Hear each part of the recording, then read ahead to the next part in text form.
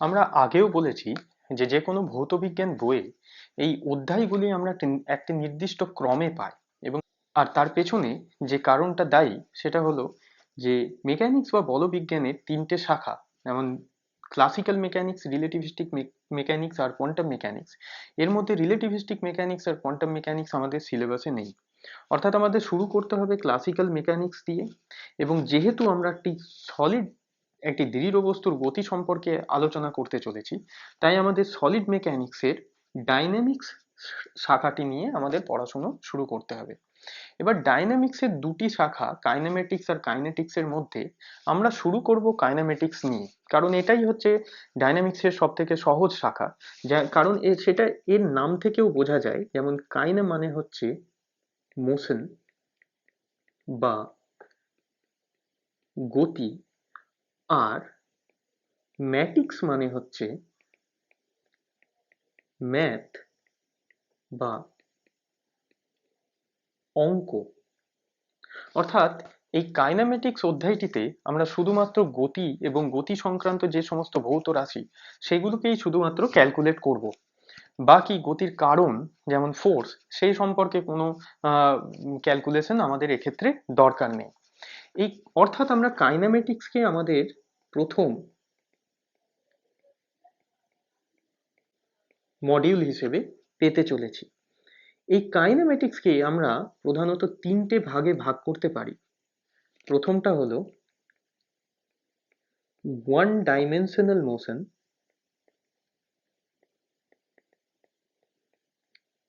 or 1D motion, or rectilinear motion, বা যেটাকে আমরা সরল রৈখিক গতি বলে থাকি। এক্ষেত্রে এটাকে আমরা রেক্টিলিনিয়ার মোশন বা সরল রৈখিক গতি বলি, কারণ এক্ষেত্রে বস্তুকণা বা বস্তু প্রধানত একটা নির্দিষ্ট সরল রেখা বরাবর তার গতি সম্পন্ন করে। দ্বিতীয়টি হলো two dimensional motion, or 2D motion, or motion in plane। এটাকে আমরা সাধারণত তলের মধ্যে গতি বলি। এক্ষেত্রে গতিটা একটা দ্বিতলীয় ক্ষেত্রের মধ্যে সীমাবদ্ধ থাকে, তাই এটাকে আমরা সাধারণত তলের মধ্যে গতি বলে জেনে থাকি। তৃতীয়টি হলো থ্রি ডাইমেনশনাল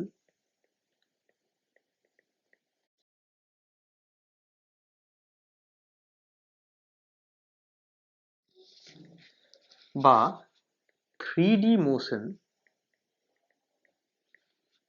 বা মোশন ইন স্পেস। এক্ষেত্রে স্পেস মানে মহাকাশ নয়, এক্ষেত্রে তিনটি তল দ্বারা সীমাবদ্ধ ক্ষেত্রের মধ্যে বস্তুর গতি সীমাবদ্ধ থাকে, তিনটি তলের মধ্যে অ্যাকচুয়ালি বস্তুর গতি সীমাবদ্ধ থাকে, তাই এটাকে থ্রি ডাইমেনশনাল মোশন বলে আমরা জেনে থাকি। যদিও এই মোশন ইন স্পেস আমাদের সিলেবাসে নেই, আমরা শুধুমাত্র এর অঙ্কগুলো করব। এবার এই ওয়ান ডাইমেনশনাল মোশন আর টু ডাইমেনশনাল মোশন, অর্থাৎ সরল রৈখিক গতি এবং তলের মধ্যে গতি, বস্তুর তলের মধ্যে গতির মধ্যে আমরা আরেকটা অধ্যায় পাবো, যেটাকে আমরা ভেক্টর বলে জানবো। আর এর পেছনে যথাযথ কারণও আছে। কারণ ওয়ান ডাইমেনশনাল মোশন বা সরল রৈখিক গতিতে বস্তু সাধারণত হয় সামনে বা পেছনে, বস্তুর গতি সাধারণত সামনে বা পেছনে, ওপরে বা নিচে, ডান দিকে বা বাঁ দিকে এইভাবে হয়ে থাকে। অর্থাৎ আমরা যদি কোনো একটি দিককে পজিটিভ দিক হিসেবে, প্রকৃতপক্ষে আমাদের এগুলোকে সমীকরণের মাধ্যমে, বস্তুর গতিকে আমাদের সমীকরণের মাধ্যমে প্রকাশ করার দরকার হয়, তাই সমীকরণে কোনো একটি গতিকে যদি, কোনো একটি নির্দিষ্ট দিকের গতিকে যদি আমরা পজিটিভ চিহ্ন দিয়ে প্রকাশ করি, তাহলে অপর দিকের গতিটাকে আমরা নেগেটিভ চিহ্ন বা ঋণাত্মক চিহ্ন দিয়ে প্রকাশ করতে পারি। সেক্ষেত্রে আমাদের বিশেষ কোনো টেকনিকের আমাদের দরকার পড়ে না। কিন্তু যে সমস্ত ক্ষেত্রে বস্তু রেক্টিলিনিয়ার মোশনের বাইরে টু ডাইমেনশনাল মোশন ও থ্রি ডাইমেনশনাল মোশন সম্পন্ন করে, সেক্ষেত্রে বস্তু কোন দিকে যাচ্ছে, কোন দিকে মুভ করছে সেটিকে সমীকরণের মাধ্যমে প্রকাশ করতে গেলে বিশেষ ধরনের একটি অঙ্কর পদ্ধতি আমাদের অবলম্বন করতে হয়, আর সেটাই হলো ভেক্টর। অর্থাৎ আমরা ওয়ান ডাইমেনশনাল মোশন বা সরলরৈখিক গতিকে আমাদের প্রথম চ্যাপ্টার, ভেক্টরকে আমাদের দ্বিতীয় চ্যাপ্টার এবং টু ডাইমেনশনাল মোশনকে আমাদের তৃতীয় চ্যাপ্টার হিসেবে আমরা এই কাইনেমেটিক্স মডিউলের মধ্যে পেতে চলেছি। এই কাইনেমেটিক্স বা গতিবিদ্যা অধ্যায়টিতে আমরা একবার গতিকে ব্যাখ্যা এবং তাকে সমীকরণের মাধ্যমে প্রকাশ করা শিখে গেলে তারপরে আমরা দ্বিতীয় মডিউলে গতির কারণ সম্পর্কে অনুসন্ধান করব। সেটাকে আমরা নিউটনস ল অফ ডাইনামিক্স বা নিউটনের গতিসূত্র হিসেবে দ্বিতীয় মডিউলে আমরা পাব। এই অধ্যায়ে আমরা বলকে পরিমাণগত এবং গুণগত দুভাবেই আমরা ব্যাখ্যা করব এবং বলের কিছু নির্দিষ্ট ধর্ম ব্যাখ্যা করব এবং কিছু নির্দিষ্ট বল যেমন ফ্রিকশন বা ঘর্ষণ, গ্র্যাভিটেশন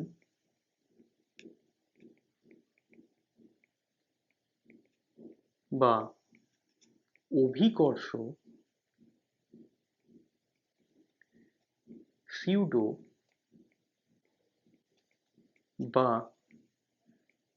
অলিক ইত্যাদি বল সম্পর্কে জানব। এর পরবর্তী অধ্যায়ে আমরা নিউটনের গতিসূত্রগুলিকে শক্তি এবং শক্তিকে সহজেই এক রূপ থেকে আরেক রূপে রূপান্তরিত করার সবথেকে সহজ উপায় অর্থাৎ কার্য, এই দুটির মাধ্যমে পুনরায় সংজ্ঞায়িত করব। অর্থাৎ আমরা ওয়ার্ক ও এনার্জি অর্থাৎ কার্য ও শক্তি অধ্যায়ে এগুলি আমরা করব এবং এগুলি আমরা করব তিনটি প্রধান সূত্রের দ্বারা। প্রথমটি হইল কনজারভেশন অফ এনার্জি অর্থাৎ শক্তির সংরক্ষণ মেনে, কনজারভেশন অফ ওয়ার্ক অর্থাৎ কার্যের সংরক্ষণ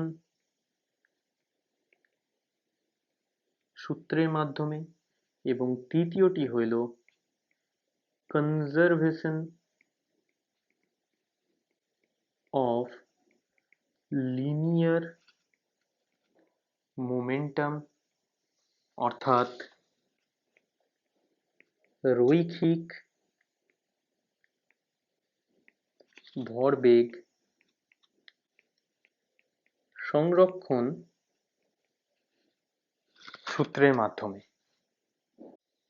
উপরোক্ত অধ্যায়গুলিতে আমরা যে সমস্ত বিশ্লেষণ বা অ্যানালাইসিস গুলো আমরা দেখতে চলেছি সেগুলো সবগুলোই আমরা বস্তুটাকে একটা কণা হিসেবে ধরে আমরা করব, কারণ সব ক্ষেত্রেই আমরা দেখব যে সমস্ত সূত্রগুলো প্রস্তাবিত হয়েছে সেগুলো সাধারণত একটা কণার ক্ষেত্রেই প্রস্তাবিত হয়। আর সেক্ষেত্রে আমাদের কোনো অসুবিধার সম্মুখীনও হতে হয় না, কারণ তার দুটো কারণ। প্রথমটি হচ্ছে যে আমরা সাধারণত বস্তুর গতির ব্যাখ্যা করতে গিয়ে বা গতির বিশ্লেষণ করতে গিয়ে বা তাকে প্রকাশ করতে গিয়ে যে সমস্ত সমস্যার সম্মুখীন হয়েছি সেগুলিতে আমরা সাধারণত দেখেছি যে বস্তুর মাত্রা বা ডাইমেনশন সাধারণত যে দূরত্বর কথা বলা হচ্ছে তার তুলনায় অত্যন্ত নগণ্য। যেমন আমরা উপরের উদাহরণটিতে দেখেছি যে একটি ট্রেন দুটি স্টেশন যারা কিনা 120 কিলোমিটার দূরে অবস্থিত। তার মানে এই 120 কিলোমিটার দূরত্বের তুলনায় ট্রেনের দৈর্ঘ্য অত্যন্ত নগণ্য। ট্রেনের সামনে বা পেছনের কোনো দুটো বিন্দুর মধ্যে পার্থক্য করার কোনো দরকার আমাদের এক্ষেত্রে হয় না। অর্থাৎ আমরা বলতে পারি যে এক্ষেত্রে যে আমরা কণা হিসেবে সমস্ত বিশ্লেষণগুলো করেছি তার ক্ষেত্রে কোনো সমস্যার সম্মুখীন আমাদের হতে হয়নি, কারণ কারণ সমস্ত ক্ষেত্রে বস্তুর ডাইমেনশন বা মাত্রা দূরত্বের বা আলোচ্য দূরত্বের তুলনায় নগণ্য। দ্বিতীয়টা হলো যে আমরা এক্ষেত্রে যেহেতু একটা, আর আমরা বস্তুটাকে একটা কণা হিসেবে ধরে নিলেই তো আমাদের যে কোনো ভাবেই তো আমরা ধরে নিতে পারি না, সেক্ষেত্রে তার সমস্ত ভৌত অবস্থাগুলির কোনো পরিবর্তন হচ্ছে কিনা সেটাও আমাদের মাথায় রাখা দরকার। সেক্ষেত্রে কিন্তু এক্ষেত্রে যেটা একটি যেটি প্রকৃতপক্ষে একটি বস্তু, সেটিকে কণা হিসেবে বিবেচনা করার জন্য কোনো ধরনের সমস্যার সৃষ্টি যাতে না হয় সেটাও আমাদের খেয়াল রাখতে হয়। এক্ষেত্রে সেটা হয় না, কারণ প্রকৃতপক্ষে আমরা বলতে পারি যে বস্তুটি যে সমস্ত কণা দ্বারা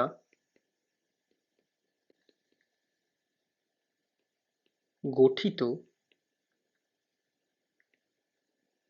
তারা প্রত্যেকেই একই দিকে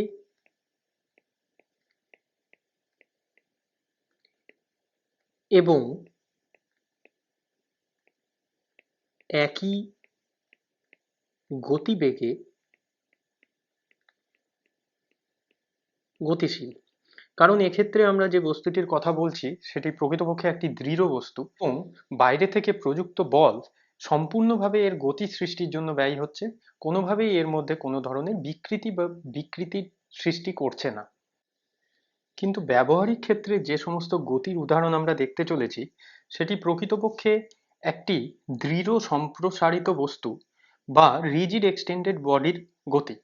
অতএব এর পরবর্তী অধ্যায়টি আমরা পাব study of motion of rigid extended bodies. অতএব দৃঢ় সম্প্রসারিত বস্তুর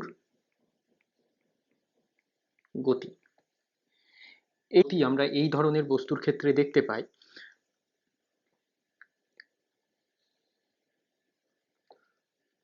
প্রথমটি হলো ট্রান্সলেটরি মোশন বা যেটাকে আমরা সরণ বলে থাকি, এবং দ্বিতীয়টি হলো রোটেশনাল মোশন, যেটাকে আমরা ঘূর্ণন বলে থাকি। যদিও একটি বস্তুর মধ্যে এই সরণ আর ঘূর্ণন একই সাথে হয়, ব্যবহারিক ক্ষেত্রে এই সরণ আর ঘূর্ণন একটি বস্তুর মধ্যে একই সাথে হয়, কিন্তু আমরা আমাদের বিশ্লেষণের সুবিধের জন্য আমরা এই দুটো জিনিসকে, দুটো বিষয়কে দুটো আলাদা অধ্যায়ে আমরা দেখব। এবার বস্তুর সরণকে আমরা সাধারণত বস্তুর মধ্যে বা বস্তুর বাইরে এমন একটি বিন্দুর গতির সাপেক্ষে আলোচনা করব যার গতি এবং বস্তুর গতি সমতুল্য হয়, এবং এটা আমাদের প্রমাণও করতে হবে। এই বিন্দুটিকে আমরা সেন্টার অফ মাস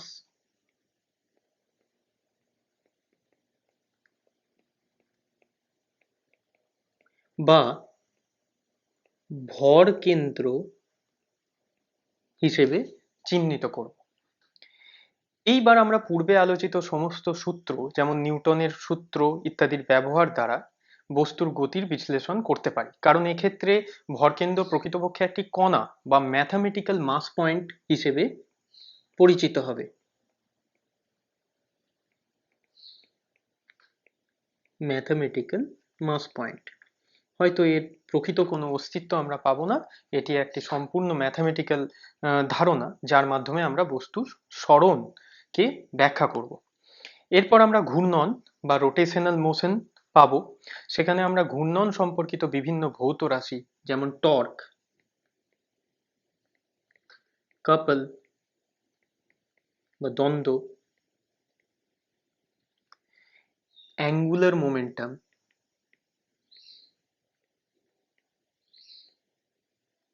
বা কৌণিক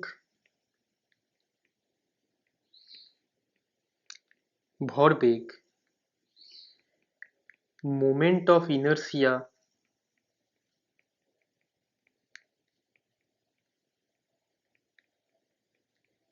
বা জড়তা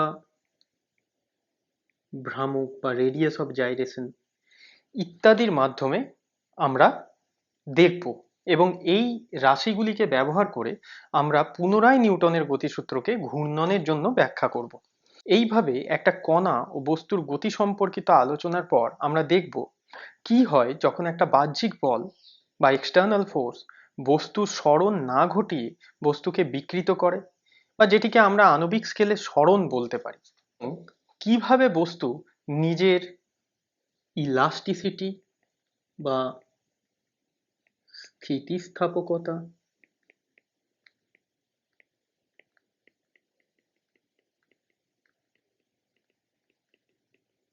প্লাস্টিসিটি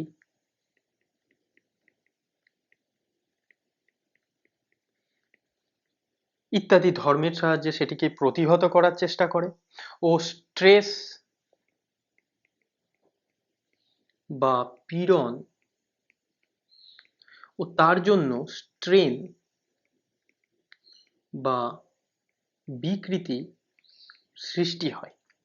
এই একই জিনিস আমরা তরলের ক্ষেত্রেও প্রেসার বা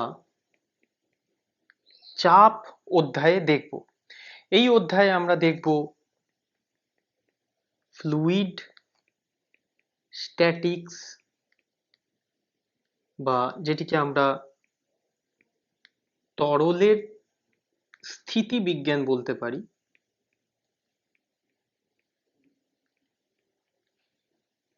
ও তার কিছু নিয়ন্ত্রক সূত্র যেমন চাপের সূত্র এবং চাপের পরিমাপ,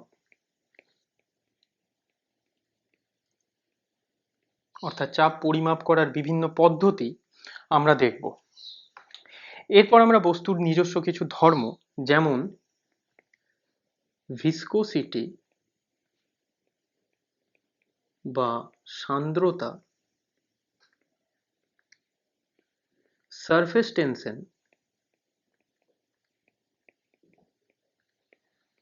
বা পৃষ্ঠটান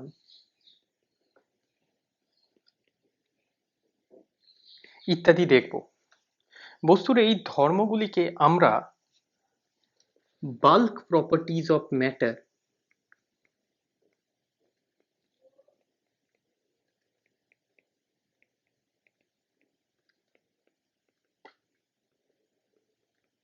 বা বস্তুর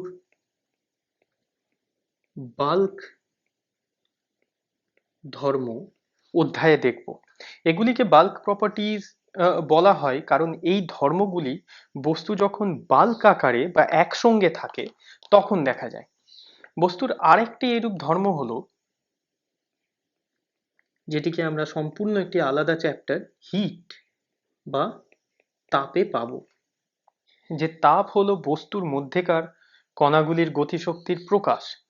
এই অধ্যায়ে আমরা দেখব তাপ কি করে এক জায়গা থেকে আরেক জায়গায় স্থানান্তর হয়, অতএব তাপের স্থানান্তর, স্থানান্তরের বিভিন্ন পদ্ধতি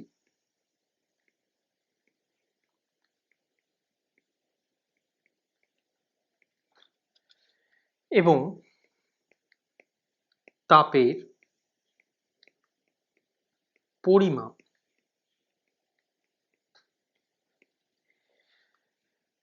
এর পরবর্তী অধ্যায়ে আমরা দেখব কি করে আমরা তাপ থেকে কার্য অর্থাৎ ওয়ার্ক ফ্রম হিট বা কার্য থেকে তাপ বা হিট ফ্রম ওয়ার্ক পেতে পারি। এগুলি আমরা ফার্স্ট আর সেকেন্ড ল অফ থার্মোডাইনামিক্স অর্থাৎ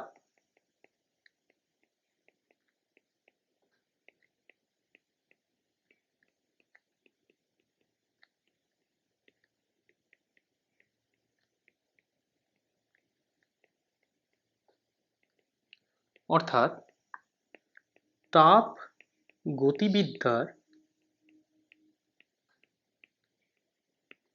প্রথম ও দ্বিতীয় সূত্র ব্যবহার করে পাবো। এবার এই সমস্ত বিষয়টাই আমরা থার্মোডাইনামিক্স বা তাপ গতিবিদ্যা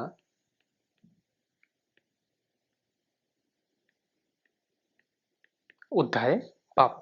এরপর আমরা লস অফ ডাইনামিক্স অর্থাৎ গতিবিদ্যার সূত্র, কনজারভেশন অফ এনার্জি অর্থাৎ শক্তির সংরক্ষণ সূত্র, কনজারভেশন অফ লিনিয়ার মোমেন্টাম অর্থাৎ রৈখিক ভরবেগ সংরক্ষণ সূত্র ইত্যাদির মাধ্যমে গ্যাসের কণার গতির বিশ্লেষণ ও তার চাপ ও বিভিন্ন ধর্ম নির্ণয় করব।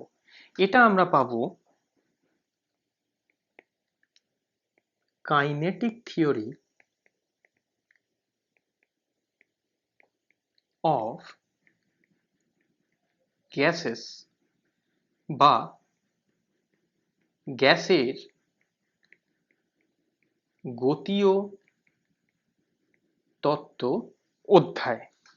সুতরাং আমরা এই সমস্ত অধ্যায়গুলি উপরোক্ত ক্রমে পড়ব।